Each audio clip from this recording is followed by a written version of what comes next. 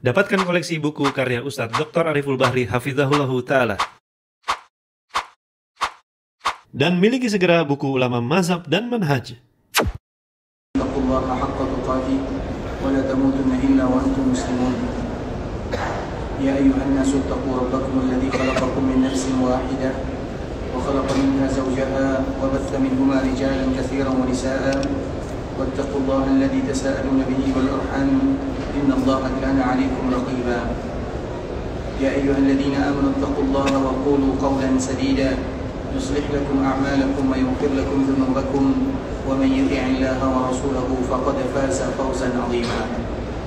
أما بعد فإن أصدق الحديث كتاب الله وخير الهدي هدي محمد صلى الله عليه وسلم وشر الأمور محدثاتها فإن كل محدثة بدعة وكل بدعة ضلالة. إخوة الإسلام saudara kaum muslimin, para tetamu Allah rahimani wa rahimakumullah. Alhamdulillah, kita selalu dan senantiasa bersyukur kepada Allah Subhanahu wa Ta'ala, tentunya dengan semangat beribadah, terutama dikala kita berada di tempat yang memang kita beribadah di dalamnya. Tanah haram disebut dengan tanah haram karena memang Allah Subhanahu wa Ta'ala memberikan kemuliaan dan kelebihan, dan di antara salah satu kelebihan Allah Subhanahu wa Ta'ala memberikan bonus kepada siapa saja yang berada di dalamnya. Tidaklah mereka beribadah kecuali semua ibadah yang mereka lakukan dilipat gandakan oleh Allah Subhanahu wa Ta'ala. Sehingga kesempatan bagi kita beribadah sangatlah banyak, dan kesempatan bagi kita untuk mendapatkan pahala juga sangat banyak. Maka rugi seorang hamba ketika mereka datang beribadah ke tanah haram Makkah dan Madinah, kemudian mereka tidak termasuk ke dalam hadis yang disebutkan oleh Rasulullah SAW. Karena Nabi SAW menyebutkan orang yang melaksanakan ibadah umrah minimal akan mendapatkan dua keutamaan. Yang pertama, mereka akan dihapuskan dosanya karena terlalu banyak ladang amal yang bisa mereka lakukan. Yang pertama, mereka yang melaksanakan ibadah umrah ini akan dihapuskan dosanya. Dan yang kedua, akan dihilangkan kefakiran dari dirinya. Sebuah kemuliaan yang sangat luar biasa. Tentunya kewajiban kita adalah bagaimana menjadi hamba yang bersyukur kepada Allah Subhanahu wa Ta'ala. Dan di antara bentuk kita bersyukur adalah memperbanyak ibadah, memperbanyak ketaatan, dan amal-amal yang diridhai oleh Allah Subhanahu wa Ta'ala. Kemudian salawat menerikan salam semoga senantiasa tercurahkan buat junjungan alam Nabi kita yang mulia, uswah dan qudwah kita bersama, Muhammad bin Abdullah sallallahu alaihi wasallam. Seorang Nabi yang sangat mencintai kita. Segala perjuangan yang dilakukan oleh Rasulullah sallallahu alaihi wasallam alasannya adalah karena terlalu sayang kepada kita sebagai umatnya. Ada salah seorang sahabat ikhwatul Islam yang bernama Mu'adz bin Jabal radhiyallahu ta'ala anhu. Sahabat ini dia pernah mencari Nabi sallallahu alaihi wasallam, namun tidak seperti biasanya. Ketika sahabat ini mencari Nabi sallallahu alaihi wasallam di rumah, maka Nabi ternyata tidak ada di rumahnya. Kemudian sahabat ini mencari Nabi sallallahu alaihi wasallam di dalam masjid, maka Nabi sallallahu alaihi wasallam juga tidak ditemukan di dalam masjid. Maka dia pun mencari Nabi sallallahu alaihi wasallam di Madinah. Karena Madinah dulu di zaman Nabi hanya kurang lebih seluas Masjid Nabawi ini.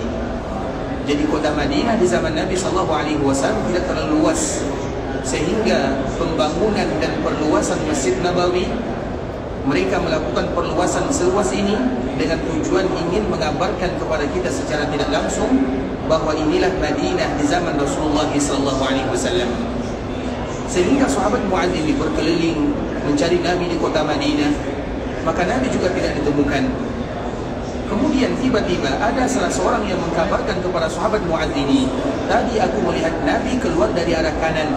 Kanan Masjid Nabawi berarti ke arah kanan sana. Maka sahabat ini ikhwatul Islam menelusuri ke arah kanan untuk mencari Nabi sallallahu alaihi wasallam.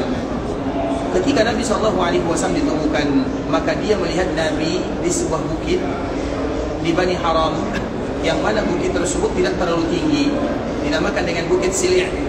Bukit Sili' ini merupakan di antara bukit yang menjadi benteng penduduk Madinah di bagian kanannya. Disebut dengan Bukit Sili' atau Jabal Sili'.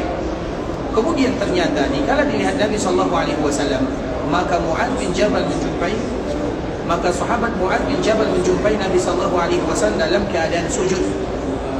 Dan sujud Nabi bukan dalam waktu yang singkat. Bahkan apa kata sahabat ini? Aku mulai berburuk sangka, jangan-jangan Nabi SAW wafat. Saking lamanya Nabi SAW sujud kepada Allah Azza wa Jalla. Berarti ikhwatul Islam, kalau kita ukur sujudnya Nabi lebih dari setengah jam, bahkan hampir 1 jam. Karena tidak mungkin sahabat ini mengatakan aku mulai berburuk sangka. Berarti dia menunggu Nabi. Dia ditunggu Nabi SAW tidak bangkit dari sujudnya, sehingga dia mulai berburuk sangka bahwa Nabi wafat di sana. Artinya saking lamanya Nabi sujud. Kemudian ikhwatul Islam, pada akhirnya Nabi bangkit. Kemudian datanglah sahabat Mu'adz bertanya, "Ya Rasulullah, aku melihat kamu dalam keadaan sujud. Apa gerangan sujud yang sangat lama?" Karena biasanya ikhwatul Islam, tiba-tiba kalau ada orang yang langsung sujud, itu namanya adalah sujud syukur kepada Allah Subhanahu wa taala. Satu-satunya gerakan ibadah yang boleh dibawa keluar adalah gerakan sujud. Gerakan apapun ikhwatul Islam, gerakan salat tidak boleh dibawa keluar. Misalnya ada orang yang masuk dalam Masjid Nabawi, tiba-tiba langsung dia ruku, boleh atau tidak? Tidak boleh. Begitu juga ruku kepada orang lain, merendahkan kepala tidak boleh kecuali kepada Allah Subhanahu wa taala. Tapi kalau kita lihat ada orang yang masuk masjid atau masuk ke tempat mana saja, dia sujud, kita tahu semuanya itu adalah sujud syukur kepada Allah Subhanahu wa taala. Kemudian ikhwatul Islam, maka apa kata Nabi sallallahu alaihi wasallam? Atani Jibril. Jibril datang kepadaku. Kemudian Jibril ini membawa pertanyaan dari Allah Subhanahu wa taala. Maka dikala Allah bertanya, "Wahai Jibril, sampaikan kepada Muhammad apa yang akan aku lakukan untuk umatnya." Maka Jibril datang kepada Nabi menyampaikan pertanyaan ini. Tentunya Nabi SAW berharap yang terbaik untuk kita semuanya. Di antara cita-cita Nabi SAW yang paling mulia dan yang paling diinginkan oleh Nabi, bagaimana umatnya adalah umat yang terbaik dari segala-galanya.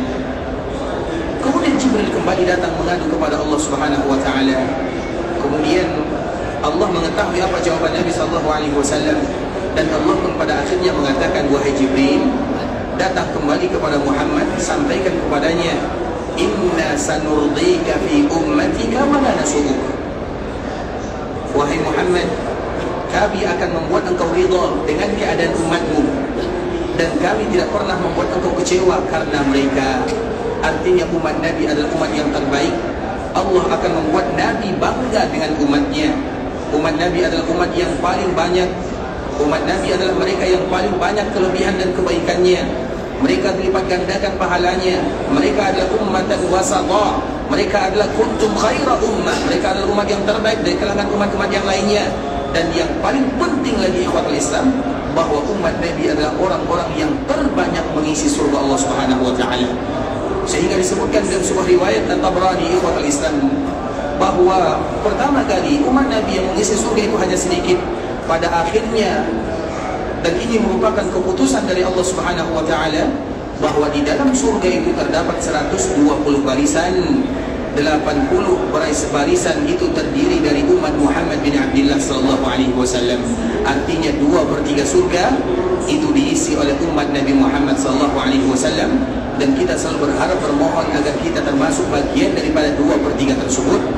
Dan dengan itulah Nabi SAW bersyukur sujud dalam waktu yang sangat lama, karena Allah berikan kemuliaan untuk umat Muhammad bin Abdullah SAW.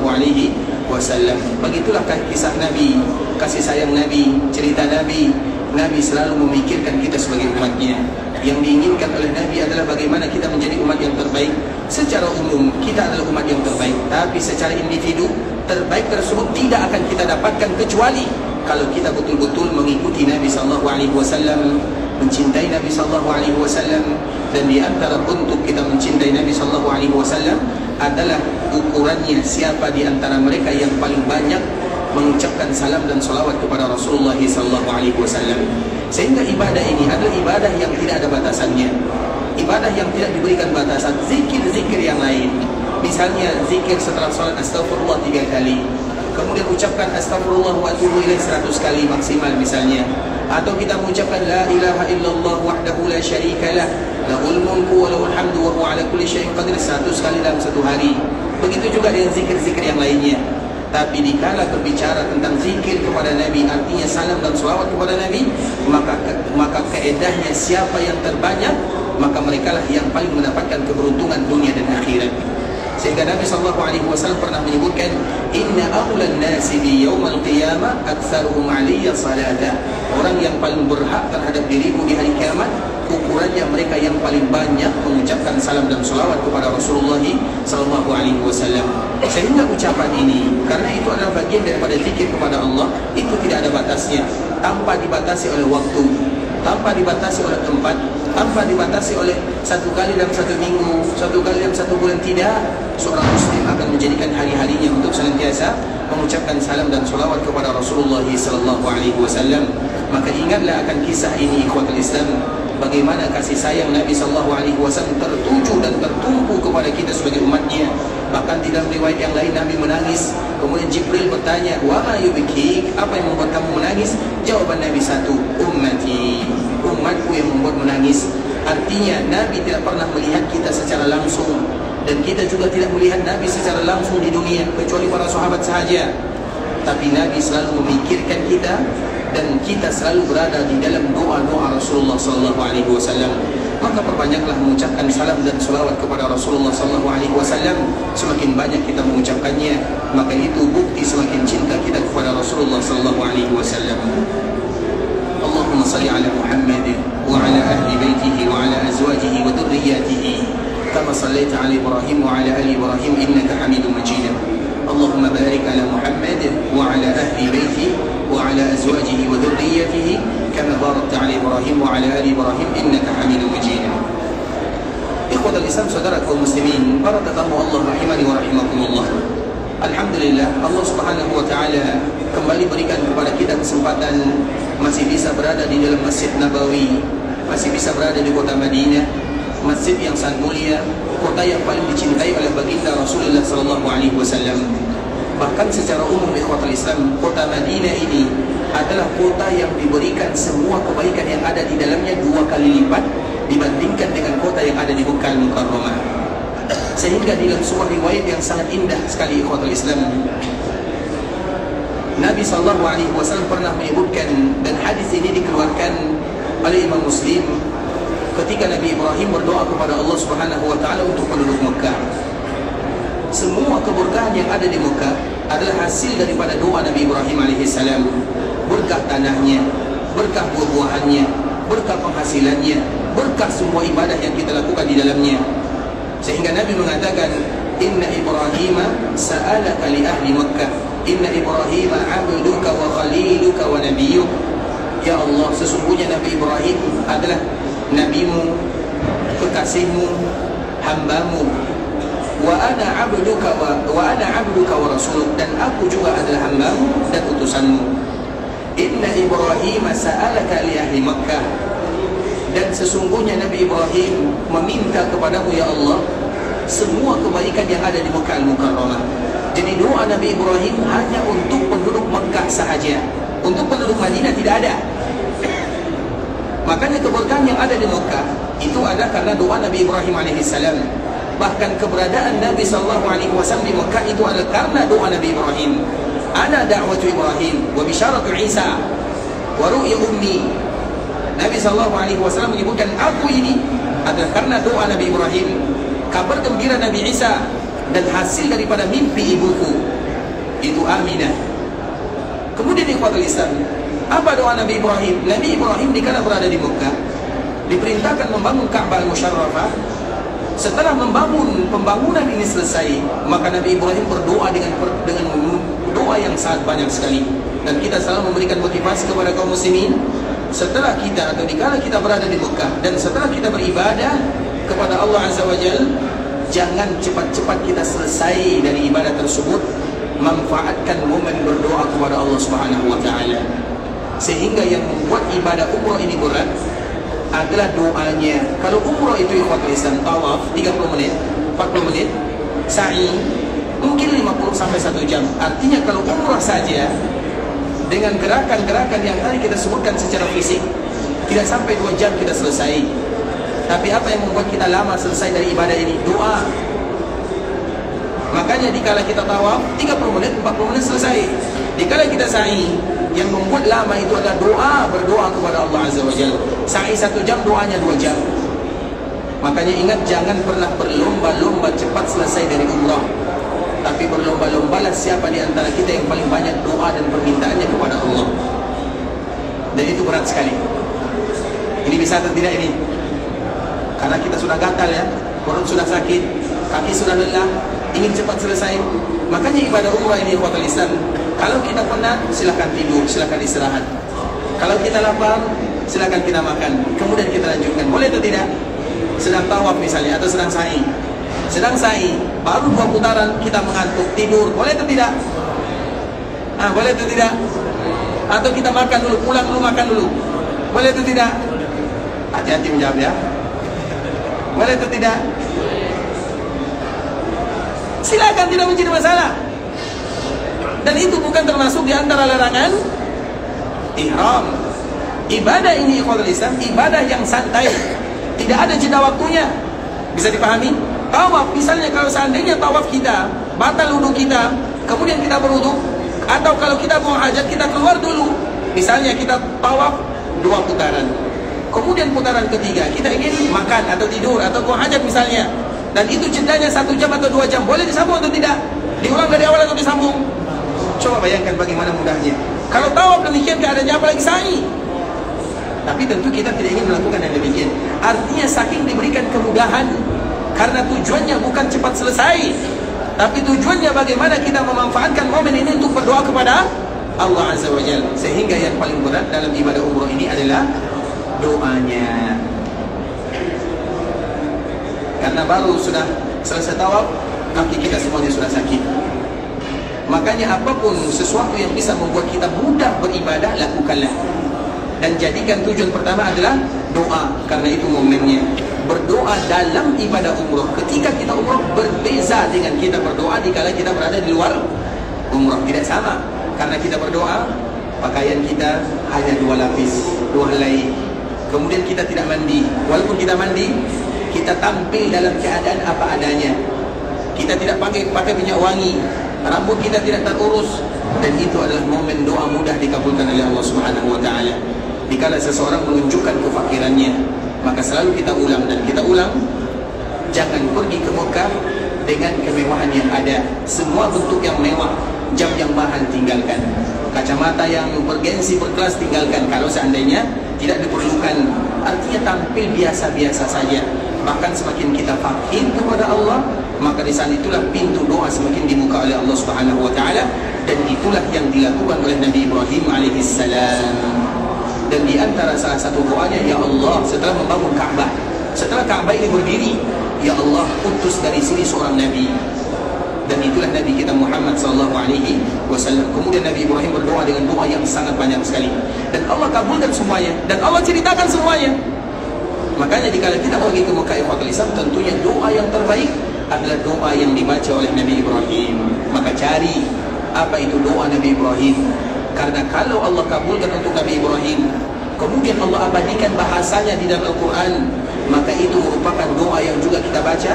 Dan kalau kita ucapkan, maka Allah pun akan kabulkan sebagaimana Allah kabulkan doa Nabi Ibrahim. Kemudian di ikhwatul Islam, Nabi mengatakan, Inna Ibrahim sa'alaka li ahli Makkah. Ya Allah, sesungguhnya Nabi Ibrahim bermohon kepadamu untuk penduduk Makkah. Wa inni, dan aku pun berdoa kepadamu, kama sa'ala Ibrahim li ahli Makkah. Semua doa, coba lihat bahasa Nabi SAW. Ya Allah, aku meminta kepadamu semua yang diminta oleh Nabi Ibrahim untuk penduduk Makkah. Aku pun meminta untuk penduduk Madinah. Jadi Nabi Muhammad SAW tidak berdoa 1, 2, 3, 4, 5, dah. Nabi berdoa dengan kalimat yang indah. Semua yang Nabi Ibrahim minta, maka aku pun memintanya. Dan Nabi tidak perlu mengulangnya, karena Allah yang paling tahu apa yang diminta oleh Nabi Ibrahim untuk penduduk Mekah. Sehingga doa itu ikhwatul Islam adalah doa yang terbaik. Makanya ada salah satu doa yang terbaik. Doa ini wajib bagi kaum muslimin untuk menghafalnya. Sebagaimana mereka membaca Rabbana atina fid dunya hasanah, sebagaimana pula mereka harus hafal doa ini. Apa doanya? Allahumma inni as'aluka minal khairi kulli, ajilihi wa ajilihi, ma alimtu minhu wa ma lam a'lam, wa a'udhu bika minasy syarri kulli, ajilihi wa ajilihi, ma alimtu minhu wa ma lam a'lam, Allahumma inni as'aluka khaira ma sa'ala 'abduka wa nabiyyuka Muhammadun sallallahu alaihi wasallam wa a'udzu bika min syarri ma 'ada minhu 'abduka wa nabiyyuka Muhammadun sallallahu alaihi wasallam. Allahumma inni as'aluka al-jannah wa ma qarraba ilaiha min qawlin aw 'amal wa a'udzu bika minan nar wa ma qarraba ilaiha min qawlin aw 'amal. Allahumma inni as'aluka khair, Allahumma inni as'aluka an taj'ala kulla qada'in qadaitahu li khair. Siapa yang hafal doanya? Ada yang hafal? Atau pernah mendengarkan? Kalau tidak hafal, berarti harus dicatat. Nanti bagaimana cara kita mencari doa ini? Atau kalau tidak dicatat, maka direkam. Kita berbicara di sini bukan berbicara omong kosong, untuk kebaikan kita semuanya. Apa salah satu isinya? Allahumma inni as'aluka khaira ma sa'ala 'abduka wa nabiyyuka Muhammadun sallallahu alaihi wasallam. Ya Allah, semua kebaikan yang diminta oleh Nabi kepadamu, itu juga yang aku minta. Dan kita tidak perlu lagi membacanya satu persatu. Apa yang diminta oleh Nabi dalam bentuk kebaikan? Semuanya. Tidak ada satupun kebaikan kecuali Nabi sudah meminta kepada Allah. Artinya semua kebaikan yang Nabi minta, semua kebaikan yang ada, berikan kepada aku. Itu maknanya. Maka itu sama statusnya dengan Rabbana Atina. Sehingga ibunda kita Aisyah mengatakan, doa ini adalah al-jawami al-kawamil. Doa yang sempurna, yang singkat tapi mencakup semuanya.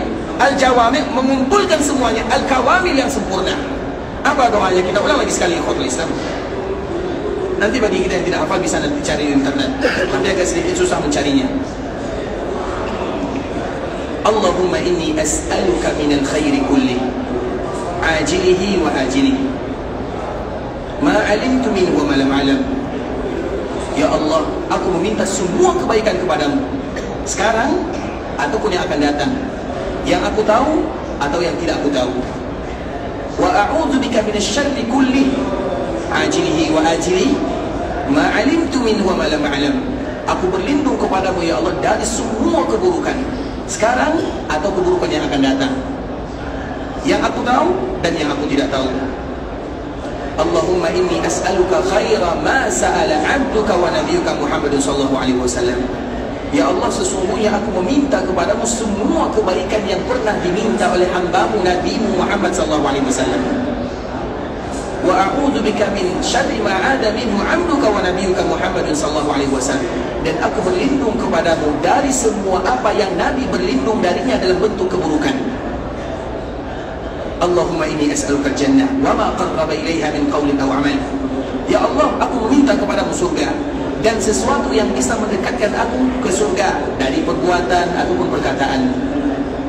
Wa a'udzu bika minan nar wa ma qarraba ilaiha min qawlin aw 'amal. Aku juga bermohon kepadamu agar jauhkan diriku dari neraka, baik itu dengan lisan ataupun dengan ucapan, dan semua yang bisa mendekatkan aku dengan neraka. Allahumma inni as'aluka an taj'ala kulla qada'in qadaitahu li khair. Ya Allah, aku meminta kepadamu, engkau jadikanlah semua takdirku adalah yang terbaik. Bukankah itu merupakan doa yang sangat indah? Semua kebaikan ada di dalamnya. Baik, sudah 2 kali kita ulang. Siapa yang hafal doanya? Nanti cari ya, diusahakan untuk dihafal. Dan itu adalah doa sebagaimana doa Nabi SAW. Jadi Nabi berdoa untuk penduduk Madinah, tidak disebutkan satu-satu. Nabi mengatakan, ya Allah, semua keberkahan, kebaikan yang ada di Mekah yang diminta oleh Nabi Ibrahim, maka juga aku meminta untuk penduduk Madinah. Sehingga apa yang ada di kota Mekah ada di kota Madinah. Allah berikan keberkahan, di sini juga berkah. Allah jadikan tanah haram, di sini juga tanah haram. Bahkan apa ujung doa Nabi? Wa mislahu ma'ah. Ya Allah, semua kebaikan yang diminta oleh Nabi Ibrahim untuk penduduk Mekah, aku juga meminta untuk penduduk Madinah. Dan jadikan semuanya 2 kali lipat dibandingkan dengan sesuatu yang ada di Mekah. Bisa dipahami? Doa yang sangat luar biasa dari Rasulullah SAW. Iya, secara umum Mekah daerah yang termulia, kita tidak meragukan yang demikian. Tapi ingat doa Nabi untuk penduduk Madinah, keberkahan yang ada di Mekah, keberkahan yang ada di Madinah, tapi di Madinah 2 kali lipat. Kecintaan kita kepada kota Mekah, kecintaan kita kepada kota Madinah, tapi di Madinah 2 kali lipat. Karena Nabi mengatakan wa mislahu ma'ah. Ya Allah, semua kebaikan yang diminta oleh Nabi Ibrahim untuk penduduk Mekah, aku juga meminta untuk penduduk Madinah. Dan jadikan yang diminta oleh Nabi Ibrahim tersebut 2 kali lipat. artinya berlipat-lipat. Makanya ibadah yang kita lakukan di kota Madinah, ikhwatul Islam, itu semuanya adalah ibadah yang bisa mengantarkan kita ke dalam surga Allah Subhanahu wa taala, tinggal bagaimana kita berlomba-lomba untuk melakukannya.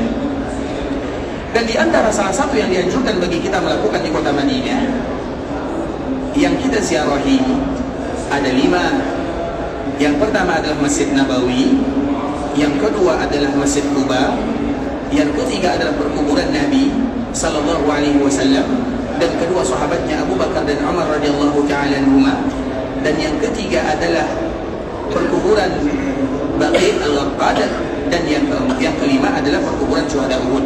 Kita tidak membahas ini satu persatu, tapi yang ingin kami sampaikan di ikhwatul Islam, di antara salah satu yang dianjurkan bagi kita melakukannya adalah berziarah ke perkuburan Rasulullah sallallahu alaihi wasallam dan kedua sahabatnya Abu Bakar dan Umar radhiyallahu taala anhuma. Di antara salah satu yang dianjurkan bagi kita melakukannya adalah berziarah ke perkuburan Nabi sallallahu alaihi wasallam. Berziarah itu ikhwatul Islam, berziarah kepada kaum muslimin atau berziarah ke perkuburan kaum muslimin. Apa hukumnya? Apa hukumnya? Apa hukum berziarah?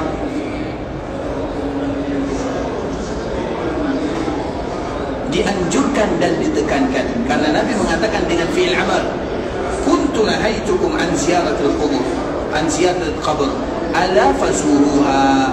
Dulu kata Nabi, aku larang kalian berziarah dulu. Sekarang maka lakukanlah ziarah kubur. Maka ziarah kubur itu merupakan sunnah yang diperintahkan. Kita tidak bisa mengatakan wajib, tapi kita juga tidak bisa mengatakan sunnah biasa, karena Nabi mengatakan ala, ditekankan oleh Nabi, fazuruha, maka ziarahilah, ditekankan. Makanya kaum muslimin di ikhwatul Islam sering-sering berziarah kubur-kuburan. Artinya kalau seandainya ke kuburan kaum muslimin dianjurkan, bahkan ditekankan bagi kita untuk berziarah, bagaimana kiranya di perkuburan Nabi sallallahu alaihi wasallam? Tentu lebih lagi kalau kita berziarah ke perkuburan kaum muslimin dan kita berziarah ke perkuburan orang tua, Nabi lebih mulia dari segala-galanya. Maka dianjurkan bagi kita berziarah ke perkuburan Nabi dikala kita berada di kota Madinah, jangan lewatkan begitu saja. Kemudian ketika kita berziarah ke perkuburan Nabi, maka kita mengucapkan Assalamualaikum ya Rasulullah wa rahmatullahi wa barakatuh. Ini doa lagi ya. Ingat, yang berat dari umrah itu apa tadi? Doa harus banyak kita hafal. Dan ini yang terpenting, doa berziarah ke perkuburan Nabi sallallahu alaihi wasallam. Assalamualaikum ya Rasulullah wa rahmatullahi wa barakatuh. Ini kalimat pertama semua kita hafal karena salam. Assalamualaikum ya Rasulullah wa rahmatullahi wa barakatuh. Sallallahu wa sallama wa baraka alaika. Sallallahu wa sallama wa baraka alaika. Sallallahu wa sallama wa baraka alaika. وجزاك أفضل ما جزى نبيا عن أمته وجزاك أفضل ما جزى نبيا عن أمته وجزاك أفضل ما جزى نبيا عن أمته السلام عليك يا رسول الله ورحمة الله وبركاته صلى الله وسلم وبارك عليك وجزاك أفضل ما جزى نبيا عن أمتي. Siapa yang sudah hafal? Kalau yang tadi tidak hafal, artinya masih sunat-sunat lah. Kalau sekarang tidak hafal, bagaimana? Tidak hafal doa berziarah ke perkuburan Nabi. Perkuburan Nabi. Baik, siapa yang hafal? Kita ulang lagi sekali ikhwatul Islam untuk kembali mengulang. Yang pertama kalimatnya salam. Assalamualaikum ya Rasulullah wa rahmatullahi wa barakatuh. Sallallahu wa sallama wa baraka alaika. Sallallahu wa sallama wa baraka alaika. وجزاك أفضل ما جزى نبيا عن أمتي وجزاك أفضل ما جزى نبيا عن أمتي السلام عليك يا رسول الله ورحمة الله وبركاته. Keselamatanlah untukmu ya Rasulullah, rahmat dan keberkahan.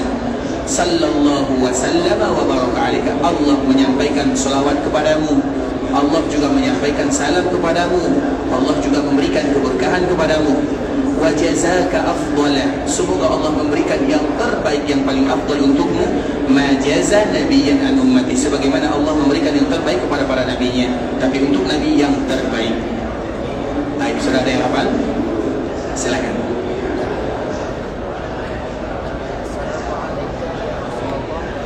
Assalamualaikum ya Rasulullah wa rahmatullahi wa barakatuh. Baik.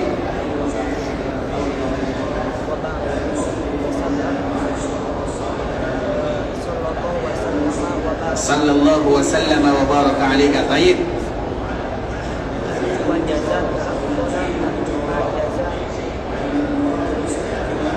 Nabiyan wa jazaka afdala ma jaza nabiyan an ummati. Baik, sekali lagi. Baik, kita ulang lagi. Assalamu alayka ya Rasulullah wa rahmatullahi wa barakatuh. Sallallahu wa sallama wa baraka alayka wa jazaka afdala ma jaza nabiyan. Masyaallah, barakallahu fiik. Nanti doanya ada di dalam kitab ini ya. Tapi baca ya.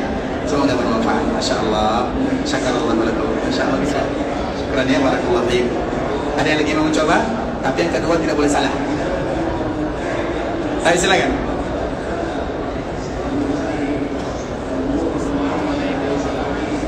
Ulang lagi. Assalamualaikum ya Rasulullah wa rahmatullahi wa barakatuh. Wa sallallahu wa sallama wa baraka alaik. Baik. Wa jazaka afdala ma jaza nabiyan an ummati. Baik, artinya Masya Allah, silakan bisa dilaporkan ke belakang. Masya Allah, syakarallahu lakum ya. Masya Allah. Dan ikhwatul Islam, nanti akan kita ulang lagi doa-doa atau doa berziarah ke kuburan Nabi Sallallahu Alaihi Wasallam. Nah, semua pembahasan kita ini masih mukadimahnya, intinya belum sampai. Intinya adalah perkara yang kemarin kita ceritakan. Apa pembahasan kita sebelumnya? Tentang masalah salat. Kenapa kita sengaja menyebutkan tentang Nabi Sallallahu Alaihi Wasallam? Karena memang Nabi Sallallahu Alaihi Wasallam memiliki wasiat sebelum Nabi wafat. Dan bahkan wasiat ini disebutkan oleh sahabat Ali bin Abi Thalib. Nabi selalu mengulang wasiatnya. Bahkan sahabat Anas mengatakan, Nabi Sallallahu Alaihi Wasallam sampai sesak dadanya mengatakan kalimat ini, sampai Nabi tidak lagi bisa bersuara. Karena memang Nabi Sallallahu Alaihi Wasallam di akhir kehidupannya, ikhwatul Islam, itu lebih sering tidak sadarkan diri karena beratnya penderitaan dan sakit yang dirasakan oleh Nabi Sallallahu Alaihi Wasallam. Dan Nabi sebelum wafat merasakan penyakit berlipat-lipat dibandingkan dengan sakit yang kita rasakan. Dan sakit Nabi itu ada tiga, minimal ada tiga. Yang pertama, sakit kepala Nabi yang begitu luar biasa. Kemudian sakit kerongkongan Nabi SAW, seolah-olah urat Nabi ini terputus. Kemudian yang ketiga, demam yang begitu tinggi. Itu adalah penyakit atau rasa sakit yang dirasakan oleh Nabi sebelum Nabi wafat. Sehingga Nabi SAW lebih sering tidak sadarkan diri. Kemudian ikhwatul Islam, walau dalam keadaan demikian, maka Nabi tetap meninggalkan pesan kepada kita sebagai umatnya. Maka tidak boleh bagi kaum muslimin, kecuali mereka harus mengetahui pesan Nabi SAW. Iya, pesan Nabi secara umum adalah Al-Quran dan hadisnya. Itu pesan Nabi secara umum. Tapi seseorang tidaklah meninggal dalam keadaan sakarat atau dalam keadaan sakit, kecuali mereka akan memilih pesan-pesan yang sangat indah. Dan kita dianjurkan semuanya meninggalkan wasiat. Bahkan Nabi SAW memberikan motivasi. Sehingga semenjak Nabi memberikan motivasi, apa kata sahabat Abdullah bin Umar? Semenjak Nabi memberikan pesan tersebut, tidak boleh kalian meninggal kecuali kalian berwasiat. Apa wasiat yang paling bagus? Wasiat yang paling bagus adalah wasiat yang disampaikan oleh Nabi Ibrahim kepada anak cucunya. Wala tamutunna illa wa antum muslimun. Artinya hendaklah kalian selalu menjadi orang yang beriman, bertakwa kepada Allah Azza wa Jalla. Minimal kalau kita berpesan kalimat ini, ikhwatul Islam, keluarga kita mereka melakukan atau tidak melakukan itu urusan lain, tapi paling tidak kita ada andil untuk membuat mereka menjadi orang yang saleh. Makanya tidak boleh ada di antara kita yang meninggal kecuali usahakan ada wasiat. Kalau tidak bisa dengan lisan, maka dengan tulisan. Sahabat Abdullah bin Umar selalu ada tulisannya, dan dia letakkan di bawah bantalnya. Mana tahu nanti dikala tidur langsung dipanggil oleh Allah Azza wa Jalla. Karena banyak orang yang tidur tiba-tiba langsung tidak bangun lagi, sehingga nanti dia takut kalau seandainya dia wafat dia tidak berwasiat. Nah, begitu juga dengan Nabi. Nabi SAW memiliki wasiat yang terindah. Dan wasiat Nabi ini bukan berarti keluar dari Al-Quran atau hadis Nabi, tapi untuk kembali ditekankan betapa pentingnya wasiat ini. Dan di antara salah satu wasiat Nabi, bahkan itu merupakan ucapan terakhir Nabi, artinya selalu diulang oleh Nabi SAW, adalah as-salatu wa ma malakat aymanukum. Di dalam hadis Anas bin Malik disebutkan as-salatu wa ma malakat aymanukum. Di dalam hadis Ali menyebutkan as-salatu diulang untuk mentakkidkan, untuk menekankan as-salatu wa ma malakat aymanukum. Wahai umatku, hendaklah kalian menjaga salat dan juga orang-orang yang berada di bawah kalian. Karena dulu orang yang berada di bawah kita itu adalah budak. Kalau sekarang kita tidak mungkin ada budak lagi, tapi orang-orang yang ada di bawah kita, pembantu, anak buah dan yang semisalnya, itu dipesan oleh Nabi SAW untuk dijaga, jangan zalim. Karena bisa jadi sekarang mereka jadi anak buah, besok kita yang jadi anak buahnya. Kita tidak tahu dunia.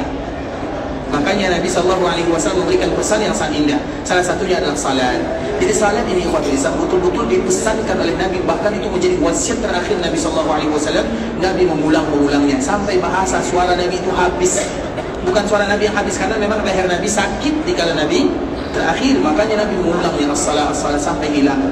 Bahkan sampai Nabi pingsan. Bahkan itu yang diucapkan oleh Nabi sampai sesak dari Nabi SAW. Artinya bukan satu kali Nabi ulang, agar kita menjaganya. Makanya sebelum Nabi wafat ikhwatul Islam di hari Senin, Nabi SAW melihat para sahabat mereka sholat subuh. Karena sholat subuh ini adalah sholat yang paling berat dijaga oleh kaum muslimin. Sholat subuh ketiduran, sholat duhur kelelahan, sholat asar keletihan, sholat maghrib kelewatan, sholat isya ketiduran lagi. Makanya Nabi SAW senantiasa mengingatkan kaum muslim untuk menjaganya, terutama sholat yang paling berat. Sholat yang paling berat itu adalah sholat subuh dan sholat asar. Bahkan sifat orang munafik, kata sahabat Abdullah bin Mas'ud, ada dua sholat ini. Kita tentunya tidak ingin menjadi orang-orang yang seperti ini. Munafik itu artinya sifatnya, bukan apabila ada orang yang meninggalkan sholat subuh langsung kita mengatakan mereka munafik, tidak. Tapi sifatnya bisa dipahami. Makanya disebutkan sifat di antara sifat orang munafik itu adalah mereka yang malas sholat subuhnya. Apalagi kita kaum laki-laki, sholatnya tentunya di mana? Di masjid. Kalau kita ingin sholat di rumah, berubah dulu jadi perempuan. Karena memang itu disebutkan oleh Allah Azza wa Jalla, fi buyutin azina Allah wa an turfa'a wa yuzkara fiha ismuhu yusabbihu lahu fiha bil ghudwi wal asal. Rijal. Inilah laki-laki yang sesungguhnya. Allah menyebutkan dengan kalimat rijal. Rijal itu apa artinya? Laki-laki sejati. Siapa mereka? Mereka yang selalu memakmurkan nama Allah Subhanahu wa taala di ayat sebelumnya. Makanya itu merupakan di antara ibadah yang paling berat. Sehingga Nabi ikhwatul Islam ketika wafat di pagi Seninnya, Nabi melihat para sahabat sedang sholat subuh. Makanya tadi kita berbicara tentang sholat subuh. Kemudian Nabi membuka tirai rumahnya. Kemudian dikala para sahabat sedang sholat subuh diimami oleh sahabat Abu Bakar As-Siddiq, maka Nabi pun tersenyum. Senyuman Nabi memiliki banyak makna. Para sahabat tentunya mengetahui Nabi senyum karena dikala mereka mendengarkan tirai rumah Nabi terbuka, maka hampir mereka terfitnah. Artinya mereka tahu kalau itu adalah Nabi SAW, dan mereka sudah rindu kalau Nabi yang jadi imam. Artinya karena mereka sudah rindu dengan keberadaan Nabi, karena Nabi sudah lama berbaring di rumahnya. Kemudian tiba-tiba dibuka tirai rumah dan Nabi tersenyum, maka para sahabat itu terfitnah. Apa makna terfitnah? Hampir saja mereka membatalkan sholatnya. Bukan hanya sahabat saja, imam pun demikian keadaannya. Abu Bakar pun ingin membatalkan salatnya. Kenapa demikian? Karena imam yang sesungguhnya adalah Muhammad bin Abdullah SAW. Makanya kalau Nabi masuk, maka batal imamnya Abu Bakar Siddiq. Nabi yang jadi imam. Sehingga itu yang diharapkan. Sehingga dikala Nabi buka tirai, para sahabat menganggap Nabi akan jadi imam. Tapi Nabi tidak jadi imam. Nabi hanya melihat, karena Nabi keadaannya belum terlalu kuat. Tapi Nabi tersenyum. Nah, senyuman ini dimaknai oleh para sahabat itu adalah senyuman kalau Nabi akan sehat. Senyuman Nabi senyum karena melihat para sahabatnya salat, terutama salat subuh. Seolah-olah Nabi sebentar lagi akan pergi, meninggalkan dunia untuk selama-lamanya, meninggalkan para sahabat untuk selama-lamanya. Tapi sebelum Nabi pergi, sebelum Nabi wafat, Nabi melihat para sahabat sudah salat di dalam waktu yang paling berat, yaitu salat subuh. Kemudian Nabi tersenyum. Kalau sholat subuh mereka bisa jaga, sholat yang lain mudah untuk dijaga. Kemudian Nabi tersenyum dan memberikan isyarat, selesaikan sholat kalian. Nabi menutup rumahnya, menurut tirai rumahnya. Kemudian ternyata setelahnya Nabi meninggalkan dunia untuk selama-lamanya. Makanya tadi kita menyebutkan harus dianjurkan bagi kita berziarah dan doanya. Karena memang pesan Nabi SAW kepada kita bersama adalah as-salatu wa ma malakat aymanukum. Salat itu bukan perkara yang sembarangan ikhwatul Islam. Coba lihat bagaimana pentingnya masalah ini sampai-sampai Nabi melakukan yang demikian. Kalimat Nabi berulang-ulang, berat ikhwatul Islam, berat sekali. Tapi ingatlah, makanya dalam ayat nanti bisa kita cari di akhir surah Taha, Allah menyebutkan, karena biasanya yang melalaikan kita salat apa? Perdagangan. Ini antara salat atau buka toko atau berniaga. Apa pilihannya? Pas salat zuhur, pelanggan datang, apa yang kita lakukan? Nah, apa kita lakukan? Melayani pelanggan. Kalau bilang kami salat, dibilang nanti tukang toko pelit atau sok kaya. Kalau kita layani panggilan Allah Subhanahu wa taala, apa yang harus kita lakukan? Kadang dikala kita masuk waktu salat atau zuhur atau asar, rapat, meeting dan yang semisalnya, maka ingat akan firman Allah Subhanahu wa taala. Allah menyebutkan wa'mur ahlaka bis-salati wastabir 'alaiha. Perintahkanlah keluargamu untuk salat, wastabir. Istabir itu bukan sabar, karena diambil dari kata-kata sabara. Jadi di dalam bahasa Arab ikhwatul Islam ada wazan-wazannya. Wazan hukum asalnya fa'ala semuanya. Tapi bisa jadi ditambah alif af'ala, bisa ditambah alif dan nun infa'ala, bisa ditambah dengan alif dan ta ifta'ala. Itu wazan-wazan yang ada dalam bahasa Arab. Nah, itu ditambah istabara. Istabir. Sebenarnya huruf ta kemudian berubah menjadi ta. Itu adalah penekanan. Karena bahasa Arab semakin ditambah berarti ada makna tambahan di dalamnya. Bahasa Arab ikhwatul Islam, misalnya bahasanya, misalnya akala misalnya, tapi ditambah misalnya panjang. Bahasa Arab satu huruf ditambah, itu ada makna lain atau ada makna tambahan. Karena tidak ada tambahan kecuali ada makna tambahan di sana. Itu kaidah secara umum. Nah, begitu juga dengan istabir, hukum asalnya sabara. Mudah saja Allah mengatakan wa'mur ahlaka bis-shalah wasbir. Sabarlah, tapi tidak demikian Allah menggunakan wa'mur ahlaka bis-shalah wastabir. Hendaklah kalian betul-betul bersabar, artinya bukan sekali dua kali. Sebelum kita memerintahkan keluarga, tentu kita dulu yang melakukannya. Kemudian apa kata Allah berikutnya? La nas'aluka rizqa. Kami tidak pernah bertanya kepada kalian tentang rezeki. Karena biasanya yang membuat kita terhalangi datang ke masjid itu adalah gara-gara mencari uang, gara-gara mencari rezeki, gara-gara tidak mau meninggalkan pekerjaan. Iya atau tidak? Maka Allah tahu itu semua. Sehingga Allah Subhanahu wa taala kembali menyebutkan la nas'aluka rizqa nahnu narzukuk wal 'aqibatu littaqwa. Karena yang menjamin rezeki itu bukan kalian. Rezeki itu yang Islam bukan karena lamanya kita bekerja. Betapa banyak orang yang bekerja 1 hari 2 jam, rezekinya banyak. Betapa banyak orang yang bekerja 1 hari 25 jam, artinya lebih lagi, tapi rezekinya sedikit.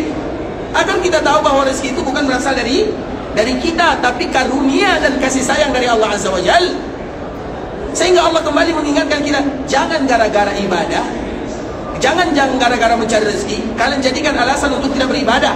Dan ibadah yang paling berat itu yang berulang-ulang adalah ibadah salat. Jangan gara-gara toko dibuka kita terlambat salat zuhur misalnya. Salat zuhur itu yang sama atau salat-salat yang lain itu makanya tidak banyak. Sehingga kalau ada di antara kita yang salat, kemudian setelah assalamualaikum, assalamualaikum, kemudian dia pergi meninggalkan masjid, boleh atau tidak? Boleh atau tidak? Boleh atau tidak? Silakan, tidak mencari masalah. Zikirnya kapan? Sambil jalan. Kalau seandainya betul-betul terburu-buru, karena memang Allah menyebutkan di dalam akhir surah Al-Imran, alladzina yadhkurunallaha, apa sambungannya? Qiyaman. Apa arti qiyam? Qiyam, berdiri. Alladzina yadhkurunallaha qiyaman wa qu'udan. Apa arti qu'ud? Duduk. Alladzina yadhkurunallaha qiyaman wa qu'udan wa 'ala junubihim. Apa arti junubihim? Berbaring. Artinya zikir itu bebas. Mau kita berbaring, mau kita berdiri, mau kita duduk, silahkan. Bahkan alladzina yadhkurunallaha qiyaman wa qu'udan wa 'ala junubihim wa yatafakkaruna fi khalqis samawati wal ardh. Bahkan ada orang berzikir tapi lisannya tidak bergerak, namun hatinya berbicara, ya atau tidak? Itulah maknanya. Makanya zikir itu ikhwatul Islam semuanya masuk, termasuk di dalamnya zikir salat. Kalau seandainya betul-betul ikhwatul Islam kita salat, kemudian kita pergi sambil astagfirullah, astagfirullah, astagfirullah, Allahumma antas salam wa minkas salam, sambil jalan misalnya. Kalau seandainya betul-betul penting misalnya, tapi tentunya yang paling penting adalah ibadah salat, penting dari semuanya. Karena yang memberikan rezeki itu adalah yang mana kita ibadahi, itulah Allah Subhanahu wa taala. Maka Allah mengatakan, kami tidak pernah bertanya tentang rezeki, artinya kami yang jamin. Kalau kalian jamin ibadah, maka kami jamin rezeki kalian. Itu seolah-olah yang disebutkan oleh Allah. Dan rezeki itu ikhwatul Islam standarnya bukan banyak atau sedikit, tapi standarnya adalah barokah. Kami ikhwatul Islam pernah bertemu dengan salah seorang yang dulu dia bisa menghasilkan per bulan itu kalau di rupiahnya belasan juta dulu ya. Kemudian pada akhirnya dia tidak mau lagi. Artinya pekerjaan-pekerjaan yang melalaikan dia rajin sholat, apapun pekerjaannya ditinggalkannya kalau sudah masuk waktu sholat. Dia hanya bisa menghasilkan 3-4 juta. Istrinya banyak, anaknya juga banyak.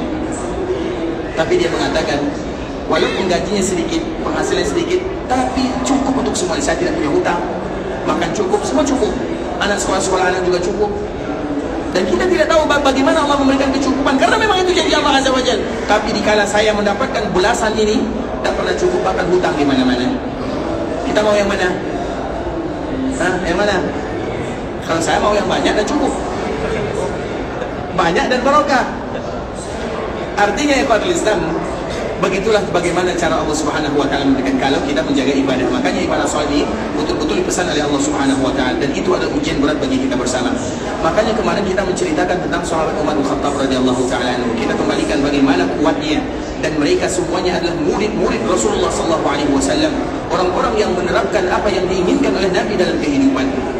Kita kembali menceritakan Umar ini, ikhwatul Islam. Sahabat Umar ini memiliki doa yang sangat luar biasa. Siapa masih ingat apa doa Umar kemarin? Angkat tangan dulu, betul nih, serius. Baik, silakan.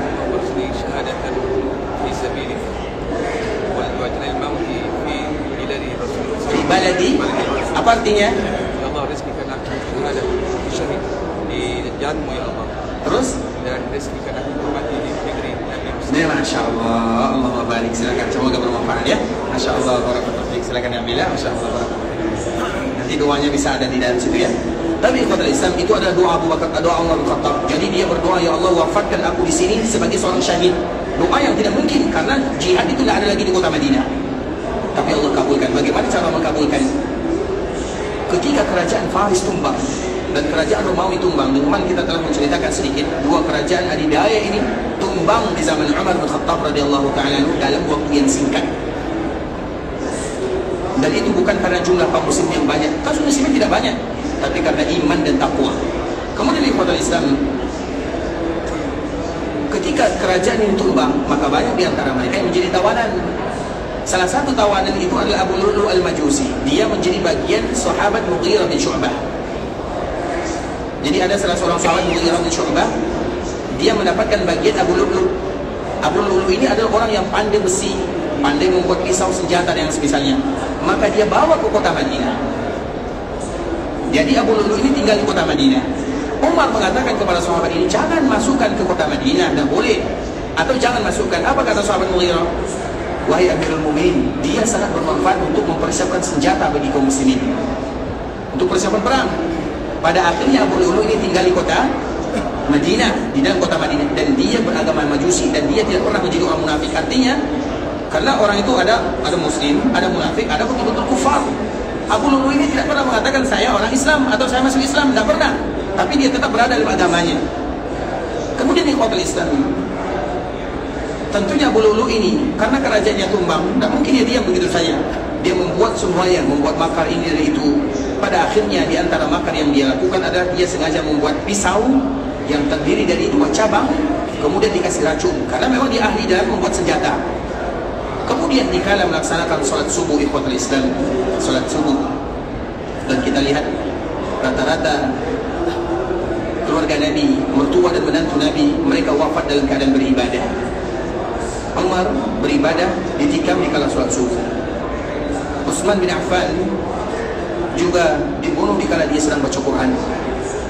Ali bin Abi Thalib juga di kala membangunkan orang sholat subuh. Kita cuma bangun sholat subuh saja, agar kita tahu bahwa perjuangan kita itu tidak berat, sedikit saja. Kemudian ikhwatul Islam, di kala sholat subuh, karena dulu tidak ada lampu, makanya ada dalam istilah namanya galas. Nanti kalau sering kita jumpai dalam istilah hadis, galas itu ikhwatul Islam, dia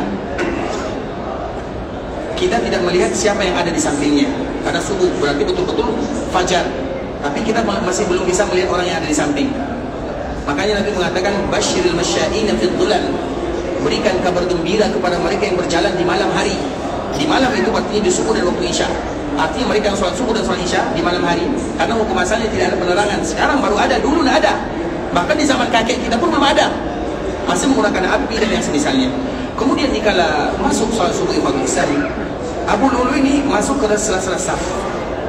Jadi memang saf itu harus dipenuhi. Makanya nanti kita jangan sholat di sini, maju depan sedikit. Tadi khotbah Islam, kemudian dia masuk, para sahabat tidak tahu karena dianggap dia sahabat yang terlambat, kemudian dia ingin memasuki saf yang terdepan. Kemudian masuk sampai di saf terdepan, tiba-tiba dia langsung menikam sahabat Umar bin Khattab radhiyallahu taala dengan 9 tikaman.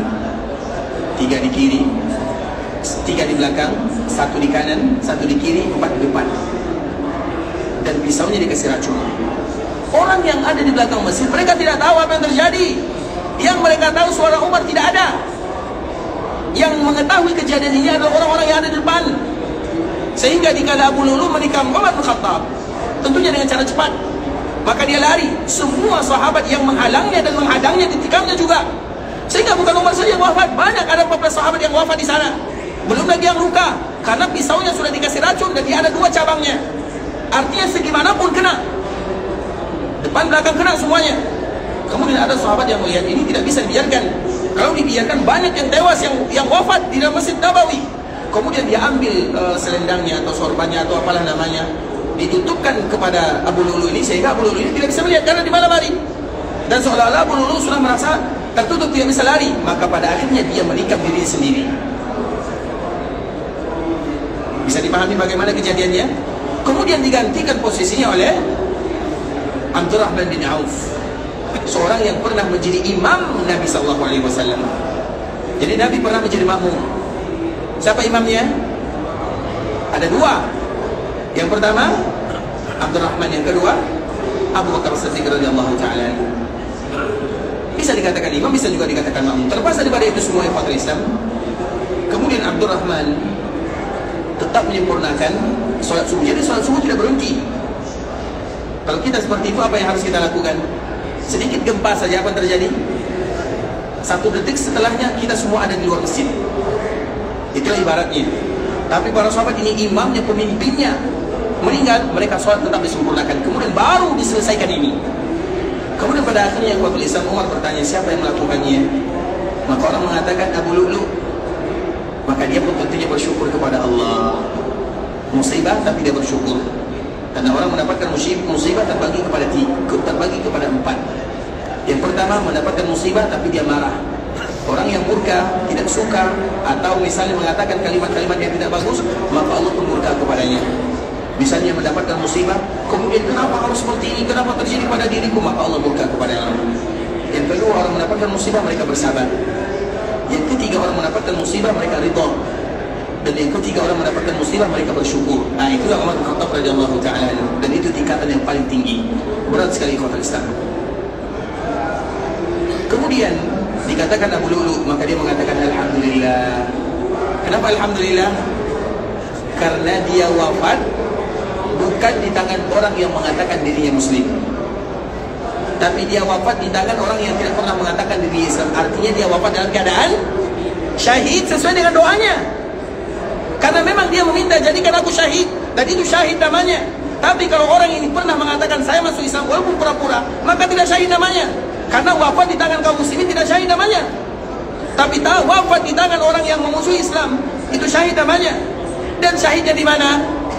Di kota Nabi, ditikamnya di masjid Nabi, di tempat Nabi berdiri sallallahu alaihi wasallam. Kemuliaan di atas kemuliaan sesuai dengan doa yang dia minta kepada Allah Azza wa Jalla.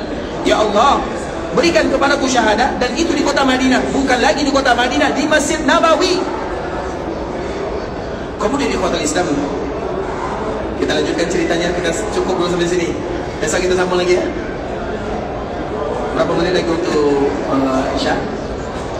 10 lagi ya? Baik, cukup. Kalau 10 cukup ya. Tadi kepada Islam, kemudian apa yang terjadi? Maka Umar ini dibawa ke rumahnya dalam keadaan sudah berdarah-darah. 9 tikaman, dikasih racun, kemudian dikasih minum, dikasih makan. Apa yang dia minum keluar seperti yang dia minum. Apa yang dia makan keluar seperti yang dia makan. Artinya tidak mungkin lagi bisa bertahan hidup. Dan tabib pun di zaman itu mereka sudah pasrah, tidak mungkin lagi diselamatkan, tinggal menunggu waktu sahaja. Maka Umar bertahan setelahnya 3 hari. Tapi dalam 3 hari ini Umar lebih banyak tidak sadarkan diri. Kemudian apa yang terjadi ikhwatul Islam? Maka tentunya kisah ini tersebar begitu cepat. Amirul Mukminin, pemimpin kaum muslimin. Kemudian orang banyak berdatangan. Jika orang banyak berdatangan di ikhwatul Islam, Maka ada beberapa orang yang datang, karena memang dianjurkan bagi kita kalau ada yang sakit, dianjurkan bagi kita mengunjunginya, tapi dalam waktu yang singkat. Jangan berlama-lama. Jadi menjenguk orang sakit, kemudian kita berikan kabar gembira atau itu hadiah, menghiburnya, 5 menit cukup, pergi, pulang, selesai. Karena mereka membutuhkan waktu istirahat. Begitu juga dengan orang-orang ini. Dikala mereka mengunjungi Umar bin Khattab radhiyallahu ta'ala, Umar lebih banyak tidak sadarkan diri. Maka mereka pun bertanya kepada anaknya Abdullah, "Wahai Abdullah, kami ini ingin berbicara dengan ayahmu. Bagaimana kira-kira kami bisa berbicara dengannya?" Apa jawaban Abdullah kira-kira? Ayahnya pingsan, tidak sadarkan diri. Bagaimana caranya membangunkan ayahnya kira-kira supaya membuat Umar itu sadar? Azan ya? Masya Allah, sehat selalu ya? Masya Allah, barakallahu baik. Tapi jawabannya salah ya? Baik, Masya Allah, barakallahu baik. Allah yang pada. Masya Allah, barakallahu baik. Allah yang pada. Salah dan benar. Dari ikhwatul Islam, besok lagi kita sambung ya.